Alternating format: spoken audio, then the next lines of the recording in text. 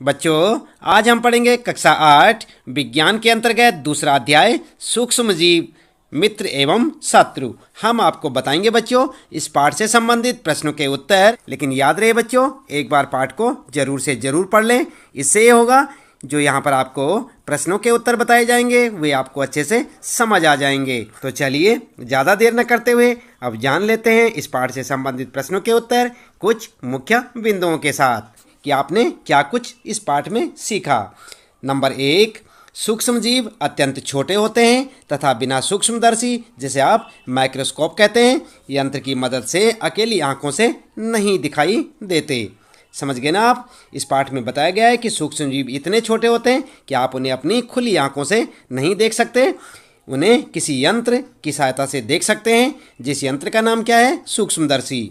क्या कहते हैं उसे? सूक्ष्मदर्शी। सूक्ष्मदर्शी यंत्र के मदद से ही आप उन जीवों को देख सकते हैं। दूसरा आपने यहाँ पर सीखा, यह बर्फीले शीत मौसम से उष्ण झरनों तथा मरुस्थल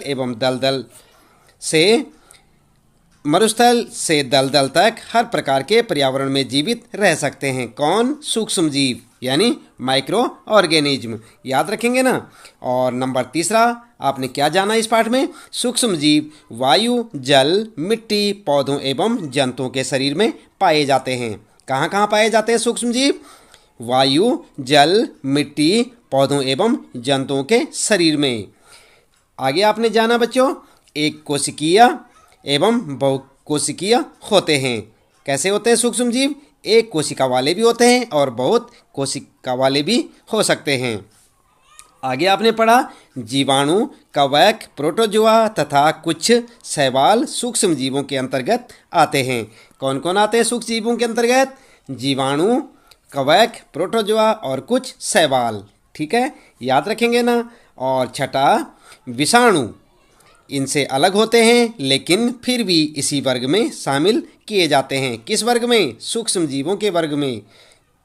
ठीक है, इसके बाद आगे आपने पढ़ा इस पाठ में, विषाणु केवल परपोषी जीवों जैसे जीवाणु, पादप अथवा जंतु में गुणन करते हैं। आगे आपने पढ़ा बच्चों, कुछ सूक्ष्म जीव औषधि एवं अल्कोहल के वाणिज्यिक उत्पादन में उपयोग होते हैं, यानी कि कुछ सूक्ष्म जीव जो है उपयोगी होते हैं। और आगे आपने पढ़ा, कुछ सूक्ष्म जीव जैविक कचरे जैसे कि मृत पौधे एवं जंतु अवशिष्ट को अपघटित कर सरल पदार्थों में परिवर्तित कर देते हैं तथा वातावरण को स्वच्छ बनाए रखते हैं। और भी पढ़ा आपने बहुत कुछ। आपने पढ़ा, प्रोटोजोआ अतिसार तथा मलेरिया जैसे रोग उत्पन्न करते हैं। कौन? सूक्ष्म जीवों के कारण ही होता है। आगे आपने पढ़ा, कुछ सूक्ष्म जीव हमारे शरीर को विषाक्त कर देते हैं। कुछ सूक्ष्म जीव लेग्यूम पौधों की जड़ों और अधिकाओं में पाए जाते हैं। ये वायुमंडलीय नाइट्रोजन को मिट्टी में स्थिरीकृत कर देते हैं, जिससे मिट्टी की उर्वरता में वृद्धि होती है। ये भी पढ़ा था ना आपने पाठ में। और आगे आपने पढ़ा था, मिट्टी में उपस्थित कुछ जीवाणु तथा नीले हरे शैवाल वायुमंडलीय नाइट्रोजन को स्थिरीकृत कर नाइट्रोजनी यौगिकों में बदल देते हैं। और लास्ट पॉइंट आपके लिए, विशेष जीवाणु मिट्टी में उपस्थित नाइट्रोजनी यौगिकों को नाइट्रोजन गैस में परिवर्तित कर देते हैं, जिसका निर्वाचन वायुमंडल में होता है। तो ये सब आपने पढ़ा था पाठ में। उम्मीद है कि आप इन सब पॉइंटों को याद रखेंगे। खास करके आप ध्यान दें बच्चों, जो यहाँ पर जो है आपके लिए लिखे गए हैं कि आपने क्या सीखा, इन सारे बिंदुओं को आप अच्छे से पाठ में से याद कर लें। और उसके बाद चलिए शुरू कर लेते हैं इस पाठ से संबंधित प्रश्नों के उत्तर अभ्यास प्रश्न उत्तर में। तो बच्चों, यहाँ पर आपके लिए सबसे पहला प्रश्न है, रिक्त स्थानों की पूर्ति कीजिए। क्या है? रिक्त स्थानों की पूर्ति कीजिए। और यहाँ पर क्या प्रश्न आपके लिए? सूक्ष्म जीवों को, और यहाँ पर खाली छोड़ रखा है, को सहायता से देखा जा सकता है। किसकी सहायता से? आपको अभी बताया था, यहाँ पर सूक्ष्मदर्शी की सहायता से देखा जा सकता है। यहाँ पर क्या लिखेंगे आप कि सूक्ष्म जीवों को सूक्ष्मदर्शी की सहायता से देखा जा सकता है। और इसी प्रकार यहाँ पर ख है, नीले हरे शैवाल वायु से, और यहाँ पर आपको लिखना होगा का स्थिरीकरण करते हैं, जिससे मिट्टी की उर्वरता में वृद्धि होती है। यहाँ पर क्या लिखेंगे आप? तब तक सोचिए, फिर हम आपको बताते हैं। और इसी प्रकार ग वाला है अल्कोहल का उत्पादन, और यहाँ पर भी आपको कुछ लिखना होगा। नामक सूक्ष्म जीव की सहायता से किया जाता है, तो किसका, यहाँ पर क्या लिखेंगे, सोचिए ज़रा। और घ में हैजा के द्वारा होता है, किसके द्वारा होता है, यहाँ पर आपको लिखना होगा। तो क्या लिखेंगे इन सब में आप, चलिए उत्तर देख लेते हैं। सबसे पहले का था सूक्ष्मदर्शी, जो हमने आपको बताया था। दूसरे में आप लिखेंगे नाइट्रोजन, तीसरे में आप लिखेंगे ईस्ट, और चौथे में जीवाणु। ठीक है, तो इस प्रकार से आप अपने इन चारों के जो खाली स्थान है इनमें आप लिखेंगे क वाले में सूक्ष्मदर्शी, ख वाले में नाइट्रोजन, और ग वाले में ईस्ट, और घ वाले में जीवाणु। ठीक है, तो इन चारों में आप इस प्रकार से लिखते चले जाएंगे। और इसके बाद बच्चों दूसरा प्रश्न आपके लिए, सही शब्द के आगे सही का चिन्ह लगाइए। और क है ईस्ट का उपयोग निम्न के उत्पादन में होता है, तो किसके उत्पादन में होता है ईस्ट का उपयोग, आपने पाठ में पढ़ा होगा बच्चों। यहाँ पर दे रखा है फर्स्ट में चीनी, अल्कोहल, हाइड्रोक्लोरिक अम्ल, ऑक्सीजन और तितली, और साथ में चींटी। तो किस में होता है, आप क्या लिखेंगे इसका उत्तर, चलिए अभी जानते हैं। दूसरा प्रश्न पढ़ते हैं, निम्न में से कौन सा प्रतिजैविक है और कौन सा है सोडियम बाइकार्बोनेट है, स्ट्रेप्टोमाइसिन या अल्कोहल या ईस्ट। तो इसका उत्तर भी आप सोचिए, फिर हम बताते हैं आपको। ग वाला प्रश्न पढ़ते हैं, मलेरिया परजीवी का वाहक है कौन सा, मादा, एनाफ्लीज मच्छर या कांकरोच या घरेलू मक्खी। क्या होगा इसका आंसर, चलिए अभी देखते हैं। और संसरणीय रोगों का सबसे मुख्य कारक है चींटी, घरेलू मक्खी, ड्रैगन मक्खी या मकड़ी। तो क्या लिखेंगे आप। इसके बाद आगे है ब्रेड अथवा इडली फूल जाती है, इसका क्या कारण है, उष्णता है, पीसना, ईस्ट कोशिकाओं की वृद्धि या मारने के कारण। और अगला है बच्चों च वाला, यहाँ पर चीनी को अल्कोहल में परिवर्तित करने का के प्रक्रम का नाम है नाइट्रोजन स्थिरीकरण, मोल्डिंग, किण्वन या संक्रमण। तो क्या क्या लिखेंगे आप इनमें, कैसे, चैतक, सबके उत्तर आपको जो है लिखने हैं। एक आपका सही आंसर होगा यहाँ पर, ऑप्शन जो देख रहे हैं आप यहाँ पर, इसमें सही ऑप्शन पे आपने सही का चिन्ह लगाना है। चलिए देख लेते हैं उत्तर में। आप लिखेंगे जो क वाला है आपका, उसके लिए फर्स्ट को चुनें, और ख वाला सेकेंड, ग वाला फर्स्ट, और घ वाला सेकेंड, और ग वाला थर्ड, और च वाला भी थर्ड। तो क्या होगा आपका फर्स्ट सेकेंड थर्ड थर्ड। यहाँ पर देखा आपने, उत्तर में क्या लिखेंगे, चलिए ऊपर से चलते हैं फिर से दोबारा। ये है आपका दूसरा प्रश्न, और सही का चिन्ह लगाना है। तो पहले में फर्स्ट का, ठीक है, और दूसरे में ख वाले में सेकेंड, ये वाला सही है, और तीसरे वाले में फिर फर्स्ट, और चौथे वाले में सेकेंड घरेलू मक्खी, और उसके बाद जो है यहाँ पर जो है लगाएंगे थर्ड ग वाले में, और उसके बाद च वाले में भी थर्ड वाला। तो इस प्रकार से आपके आंसर हो जाएंगे। आप समझे ना बच्चों, देख सकते हैं आप यहाँ पर फर्स्ट सेकेंड और थर्ड। इस प्रकार से आप आंसर के लिए सही का चिन्ह लगा सकते हैं। अगला प्रश्न है बच्चों तीसरा, कॉलम 1 में के जीवों का मिलान कॉलम 2 में दिए गए उनके कार्य से कीजिए। या आप ये कह सकते हैं कॉलम फर्स्ट का मिलान दूसरे में फर्स्ट में किए सेकंड में दिए गए उनके कार्य से कीजिए। तो यहाँ पर आपके लिए कॉलम फर्स्ट है और कॉलम सेकंड देख रहे हैं ना आप अपनी पाठ्य पुस्तक में देख सकते हैं बच्चों। इस प्रकार से आपको 2 कॉलम देखने को मिलेंगे और इन दोनों को आपने मिलान करना है। मिलान करना जानते हैं ना आप, इस प्रकार से मिलान करना है।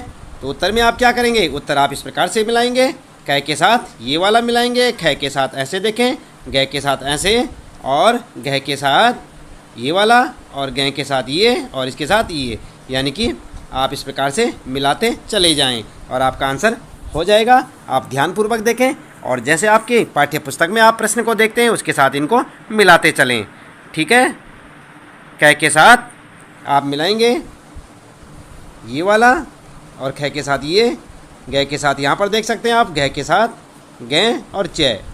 इस प्रकार से आप मिलाते चलें, आपका आंसर हो जाएगा। चौथा है बच्चों, क्या सूक्ष्म जीव बिना यंत्र की सहायता से देखे जा सकते हैं? यदि नहीं तो वे कैसे देखे जा सकते हैं? सूक्ष्म जीव के बारे में भी बताया था ना आपको। जो माइक्रो ऑर्गेनिज्म होते हैं बहुत बारीक होते हैं, बहुत जो आंखों से वैसे खुली आंखों से या हम जो है बिना यंत्र की सहायता के नहीं देख सकते, उन्हें हम कैसे देख सकते हैं? सूक्ष्मदर्शी की सहायता से। तो उत्तर क्या लिखेंगे आप? उत्तर लिखेंगे नहीं, सूक्ष्म जीवों को हम बिना सूक्ष्मदर्शी यंत्र की सहायता से नहीं देख सकते, क्योंकि सूक्ष्म जीव आकार में बहुत अधिक छोटे होते हैं। सूक्ष्म जीवों को हम केवल सूक्ष्मदर्शी नामक यंत्र की सहायता से ही देख सकते हैं। ठीक है, आपकी स्कूल की जो लाइब्रेरी है बच्चों, या स्कूल में आप अपने अध्यापकों से पूछ सकते हैं, सूक्ष्मदर्शी के बारे में अच्छी जानकारी ले सकते हैं, और हो सकता है आपके स्कूल में माइक्रोस्कोप या जिसे सूक्ष्मदर्शी कहते हैं उपलब्ध हो सकती है, आप उसमें देख सकते हैं। इसके बाद 5वां प्रश्न है, सूक्ष्म जीवों के मुख्य वर्ग कौन कौन से हैं? तो कौन कौन से इनके मुख्य वर्ग? उत्तर में लिखेंगे सूक्ष्म जीवों को 4 मुख्य वर्गों में बांटा जा सकता है। और कौन कौन से 4 मुख्य वर्गों में? आप देख सकते हैं। नंबर 1 जीवाणु, तो इसमें होते हैं स्पाइटल जीवाणु, छड़नुमा जीवाणु। नंबर 2 कवक, एस्परजिलस या पेनिसिलियस एम, और यहाँ पर जो है प्रोटोजोआ में अमीबा और पैरामीशियम, और शैवाल में क्लेमाइडोमोनास या स्पाइरोगाइरा। तो इस प्रकार से आप इनके जो है नाम लिख सकते हैं। यहाँ पर 4 वर्ग हैं इनके, 1 जीवाणु, कवक, प्रोटोजोआ और शैवाल। इन 4 वर्गों में आप इन्हें बांट सकते हैं। इसके बाद बच्चों 6ठा प्रश्न है, वायुमंडलीय नाइट्रोजन का मिट्टी में स्थिरीकरण करने वाले सूक्ष्म जीवों के नाम लिखिए। तो आपको नाम लिखने, तो आप लिख सकते हैं, उत्तर में लिख सकते हैं राइजोबियम जीवाणु, मिट्टी में उपस्थित जीवाणु एवं नीले हरे शैवाल वायुमंडलीय नाइट्रोजन का स्थिरीकरण मिट्टी में कर सकते हैं। तो इस प्रकार आप अपना उत्तर लिखेंगे। देख रहे हैं ना आप, ये 6ठा प्रश्न है आपका, उत्तर लिख सकते हैं राइजोबियम जीवाणु। और यहाँ पर जो है 7वां प्रश्न है, हमारे जीवन में उपयोगी सूक्ष्म जीवों के बारे में 10 पंक्तियाँ लिखिए। तो आपको लिखने होंगी 10 पंक्तियाँ, आप इस प्रकार से लिख सकते हैं। नंबर 1 जीवाणु का इस्तेमाल ब्रेड, दही एवं केक आदि बनाने में किया जाता है। दूसरा लिख सकते हैं, ये किण्वन अथवा फर्मेंटेशन में सहायक होते हैं। और नंबर 3 लिख सकते हैं, ये अल्कोहल, शराब और एसिटिक एसिड बनाने में भी सहायक होते हैं। और चौथा लिख सकते हैं आप, ये मनुष्यों तथा जंतुओं को बीमारियों से बचाने में भी उपयोगी होते हैं। 5वां पर्यावरण को स्वच्छ एवं संतुलित रखने में भी इनका इस्तेमाल किया जाता है। और अगला लिखेंगे, जीवाणुओं का प्रयोग औषधि दवा बनाने में किया जाता है। अगला लिखेंगे, ये कृषि में मृदा की उर्वरता में वृद्धि करने में भी सहायक होते हैं। अगला लिख सकते हैं, टीका बनाने में भी इनका उपयोग होता है। अगला लिखेंगे, अचार, पनीर तथा अन्य खाद्य पदार्थों के उत्पादन में भी ये सहायक होते हैं। और लास्ट में आप लिख सकते हैं 10वां, ये पेड़ पौधों को रोगों से बचाने के लिए भी उपयोगी हैं। तो इस प्रकार से आप यहाँ पर जो है बच्चों लिख सकते हैं। ये 7वां प्रश्न है, और सूक्ष्म जीवों के बारे में लिख सकते हैं आप 10 पंक्तियाँ। देख रहे हैं ना आप, यहाँ पर ऐसे लिखें और इन्हें अच्छे से याद भी करें। काफ़ी इंपॉर्टेंट क्वेश्चन है बच्चों। 8वां प्रश्न है आपके लिए, सूक्ष्म जीवों द्वारा होने वाली हानियों का विवरण कीजिए। तो आप जो है समझ सकते हैं कि सूक्ष्म जीवों द्वारा कुछ हानियाँ भी हो सकती हैं, तो आपने उनका विवरण देना है। किस प्रकार देंगे? उत्तर में लिखेंगे आप, सूक्ष्म जीवों से होने वाली हानियाँ निम्नलिखित हैं। नंबर 1, कुछ जीवाणु पौधों एवं खाद्यान्नों को नष्ट कर देते हैं। नंबर 2, कुछ जीवाणु मनुष्यों एवं पशुओं में रोग उत्पन्न करते हैं। और थर्ड लिख सकते हैं, कुछ जीवाणु भूमि की नाइट्रेट को नाइट्रोजन में बदलकर भूमि की उपजाऊ शक्ति कम कर देते हैं। अगला लिख सकते हैं, कुछ कवक पौधों को संक्रमित कर उनमें रोग उत्पन्न करते हैं। और भी लिख सकते हैं बहुत कुछ कवक दांत, खाज, खुजली जैसे चर्म रोग उत्पन्न करते हैं। और लिख सकते हैं, कुछ कवक खाद्य पदार्थों को विषाक्त बनाकर नष्ट कर देते हैं। तो इस प्रकार से आप अपना उत्तर लिख सकते हैं। फिर लिखेंगे, कुछ कवक हमारे चमड़े एवं लकड़ी तथा खाने के सामान को भी नष्ट कर देते हैं। तो इस प्रकार से आप अपना उत्तर लिख सकते हैं बच्चों। ये 8वां प्रश्न है आपका। इसका उत्तर यहाँ से आप देखकर लिखें, अच्छे से लिखें और याद भी करें साथ साथ। 9वां प्रश्न है बच्चों, प्रतिजैविक क्या है? प्रतिजैविक लेते समय कौन सी सावधानियाँ रखनी चाहिए? उत्तर में आप लिख सकते हैं, ऐसी औषधियाँ जो बीमारी पैदा करने वाले सूक्ष्म जीवों को नष्ट कर देती हैं या उनकी वृद्धि को रोक देती हैं, प्रतिजैविक या एंटीबायोटिक कहलाती हैं, जैसे टेट्रासाइक्लिन और ट्रेप्टोमाइसिन और एरिथ्रोमाइसिन आदि। हम लोगों को प्रतिजैविक दवाइयाँ डॉक्टर की सलाह पर ही लेनी चाहिए और उनका पूरा कोर्स भी करना चाहिए, अन्यथा अगली बार आवश्यकता पड़ने पर प्रतिजैविक दवाइयाँ उतनी असरदार नहीं होंगी। तो आप समझ गए ना? इस प्रकार से आप जो है अपने इस 9वें प्रश्न का उत्तर लिखें। प्रतिजैविक का मतलब समझते हैं ना आप? एंटीबायोटिक दवाइयाँ जो होती हैं उन्हें क्या कहते हैं, प्रतिजैविक। तो इसके साथ ही बच्चों, इस प्रश्न के साथ ही इस पाठ से संबंधित प्रश्नों के उत्तर यहाँ पर समाप्त होते हैं। उम्मीद है कि आपको सारे प्रश्नों के उत्तर अच्छे से समझ आए होंगे। इसी प्रकार कक्षा 8 विज्ञान यानी कि साइंस के सभी चैप्टरों के प्रश्न उत्तर जानने के लिए आप लगातार जुड़े रहें हमारे साथ, देखते रहें वीडियो। और यदि आप चैनल में पहली बार आए हैं तो चैनल को सब्सक्राइब अवश्य कर दें, बेल आइकन भी दबा दें बच्चों, ताकि आपको आने वाली प्रत्येक वीडियो की नोटिफिकेशन मिलती रहे। और देखते रहें अपने सभी पाठों के प्रश्न उत्तर हमारे साथ। तो मिलते हैं फिर अगली वीडियो में। आपका दिन शुभ हो।